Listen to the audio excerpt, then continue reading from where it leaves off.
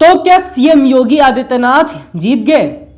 क्या स्वामी अविमुक्तेश्वरानंद, शंकराचार्य अविमुक्तेश्वरानंद हार गए? क्या उनकी जिद पे जो वो अड़े थे वो हार गए? क्योंकि आज स्वामी अविमुक्तेश्वरानंद प्रयागराज के माघ मेले में स्नान किए बिना अपना अनशन खत्म करके वापस काशी चले गए हैं। एक तरह से देखा जा रहा है कि आखिर में सीएम योगी अपने जिस जिद पर अड़े हुए थे, योगी सरकार जिस जिद पर अड़ी हुई थी, उसके आगे शंकराचार्य जी ने हथियार डाल दिए और वो वापस चले गए।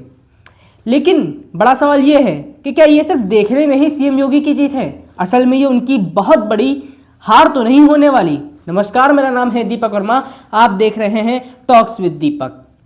उत्तर प्रदेश की राजनीति में इतने लंबे समय से जो योगी आदित्यनाथ की सरकार और स्वामी अविमुक्तेश्वरानंद के बीच में जो सियासी घमासान चल रहा था, वो आज कुछ थोड़ा ख़त्म होता नज़र आया। लेकिन ख़त्म जिस अंदाज में हुआ, वो अंदाज बहुत सारे सवाल खड़े करके चला गया। भविष्य की राजनीति में किस तरह से उलटफेर होने वाला है, इसके भी सवाल खड़े करके चला गया। क्योंकि शंकराचार्य स्वामी अविमुक्तेश्वरानंद जी मौनी अमावस्या से धरने पे, अनशन पे बैठ गए थे।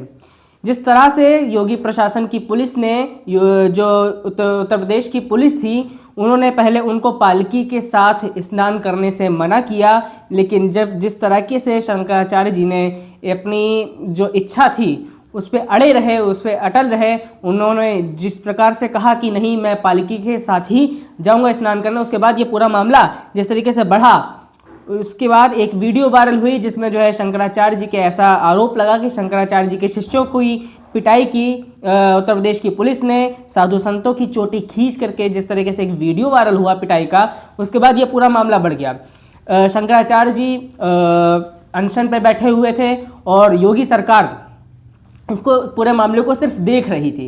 वहीं दो नोटिस आए थे शंकराचार्य अविमुक्तेश्वरानंद जी के पास, दो नोटिस आए थे और इस नोटिस में ये बार बार सवाल किया गया था कि आखिर आपको शंकराचार्य क्यों कहा जाए, आप इसका प्रमाण दीजिए। उनसे शंकराचार्य की उपाधि को लेकर प्रमाण पूछा गया था, जिसको लेकर ये पूरा मामला बढ़ता जा रहा था, राजनीतिक रंग लेता जा रहा था। माता प्रसाद पांडे गए वहाँ पे, सपा मुखिया अखिलेश यादव ने कॉल पर बात की, कांग्रेस अध्यक्ष अजय राय ने पूरी तरह से समर्थन किया, उनसे बात की। तो ये और योगी सरकार को लगातार इस मामले में घेरा जा रहा था। अभी हाल ही में एक अधिकारी ने भी जो है अपने पद से इस्तीफा दिया। मतलब ये पूरी तरीके से पूरी एक सियासी रंग जो चल रहा था। उसके बाद आज जब शंकराचार्य अविमुक्तेश्वरानंद बिना स्नान किए, माघ मेले में बिना स्नान किए वापस काशी लौट गए, तो देखने में भले ही लोगों को लगा कि ये सीएम योगी जी की जीत हो गई। वो आखिर अपनी जिस जिद पे अड़े थे उन्होंने वो करके दिखाया, वापस चले गए, उन्होंने शंकराचार्य जी को स्नान करने नहीं दिया। लेकिन कहीं ये जीत भविष्य में किसी बहुत बड़ी हार का संकेत तो नहीं? क्योंकि इस पूरे मामले से जो सबसे ज़्यादा ठेस पहुंची है वो सनातन को पहुंची है, सनातन प्रेमियों को पहुंची है। एक सवाल तो हर हिंदू के मन में है, हर एक सनातन प्रेमी के मन में है, आखिर किस बात की इतनी अकड़ थी योगी सरकार में? जब योगी की पुलिस ने, जब उत्तर प्रदेश की पुलिस ने साधु संतों की इस तरह से पिटाई की थी, इस तरह का वीडियो वायरल हुआ था, तो आखिर क्यों नहीं उसको क्लैरिफाई किया गया? आखिर क्यों नहीं योगी जी के सरकार की तरफ से या फिर प्रशासन की तरफ से माफ़ी मांगी गई? जबकि शंकराचार्य अविमुक्तेश्वरानंद लगातार कह रहे थे कि उनसे माफ़ी मांग ले, मामला खत्म हो जाएगा। तो आखिर क्यों नहीं प्रशासन के द्वारा माफ़ी मांगी गई? इस मामले को आखिर इतना क्यों बढ़ाया गया? क्योंकि ये मामला बहुत छोटा सा था, केवल स्नान को लेकर मामला था, पालकी को रोका गया था, शंकराचार्य जी अपनी जिद पे अड़े थे। लेकिन उसके बाद में शंकराचार्य जी ने कहा कि मुझसे माफ़ी मांग लो, ये मामले को वहीं रफा दफा किया जा सकता था। लेकिन योगी सरकार अपनी अकड़ पर बनी रही, वो अपने अधिकारियों को इतना नहीं कह पाई कि जाके माफ़ी मांग लो, इस मामले को रफा दफा करो। ये पूरा जो रायता फैला वो योगी सरकार की लापरवाही के कारण ही फैला, उनके अधिकारी उनकी अकड़ के कारण ही फैला।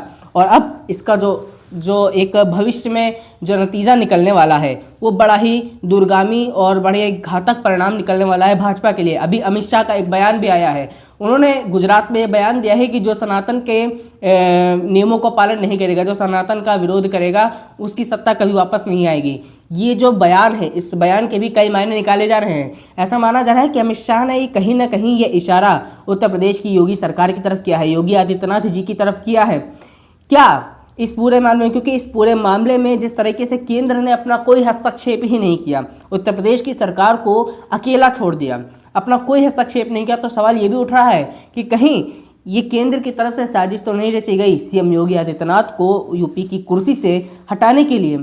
लेकिन एक बात साफ है कि 2022 में जब उत्तर प्रदेश का विधानसभा का चुनाव हुआ था तो उत्तर प्रदेश में भाजपा की सरकार सीएम योगी के चेहरे पर बनी थी, उनके काम पर बनी थी। लेकिन अगर ये पूरी साजिश रची गई है तो इसमें जो सबसे, इस शंकराचार्य वाले केस में सबसे ज़्यादा जो चेहरा बदनाम हुआ है, सबसे ज़्यादा जो विरोध झेलने को मिला है वो सीएम योगी को ही झेलने को मिला है, क्योंकि फ्रंट फेस पे सीएम योगी ही रहे, उन्हीं को ये विरोध झेलने को मिला है। सनातन प्रेमियों के दिल में आहत जरूर हुई है, इसीलिए धीरे धीरे ये चीज़ें निकल के सामने भी आ रही हैं। कहने को भले ही लग रहा हो कि सीएम योगी जीत गए, वो अपनी जिद पर अड़े रहे, लेकिन ये भविष्य में उनके लिए एक बहुत बड़ी हार बन सकती है। 2027 के विधानसभा चुनाव में इसके एक बड़े ही दूरगामी परिणाम निकल के आ सकते हैं, भाजपा के लिए बहुत ही मुश्किल हो सकती है। फिलहाल आगे क्या होगा ये तो आगे के चुनाव में ही पता चलेगा, लेकिन तब तक के लिए नमस्कार। ऐसी खबरों के लिए हमें देखते रहिए। मेरा नाम है दीपक वर्मा, आप देख रहे हैं टॉक्स विद दीपक।